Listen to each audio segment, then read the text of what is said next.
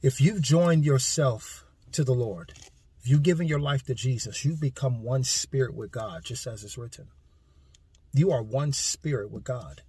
That means that exactly who God is, you have put on, you have become one with, you have joined yourself to.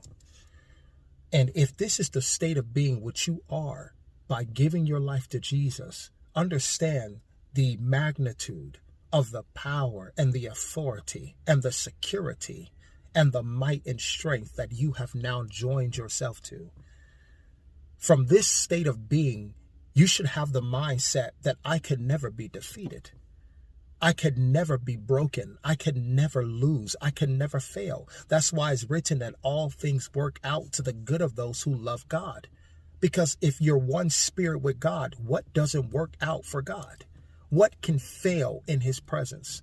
Is he not the head, the controller, the creator, the fashioner, the mover of all things? Is he not the dominator and ruler over all things? If you're one spirit with God, you possess the same power and the same ability you've joined yourself to. This should be your mindset.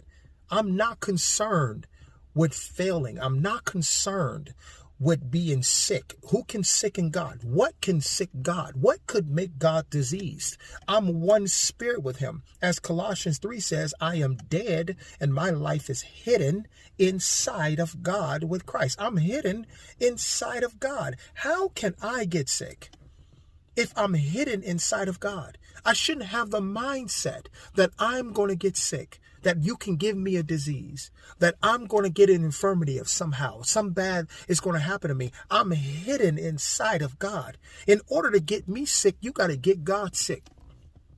In order to give me a disease, you got to give God a disease. In order to give God infirmity, in order to give me infirmity, you got to give God infirmity. I'm hidden inside of him. You got to go through God to get to me. And we know that that's impossible. Who can approach God? It's written, he's an unapproachable light. He's a consuming fire, a fire within a fire. Woo! Come on.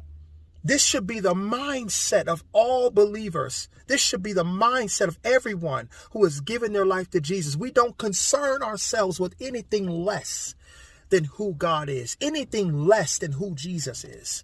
Because Jesus is the head of all things, and all things have been made subject and placed under his feet. God is the head of everything. You understand what I'm saying?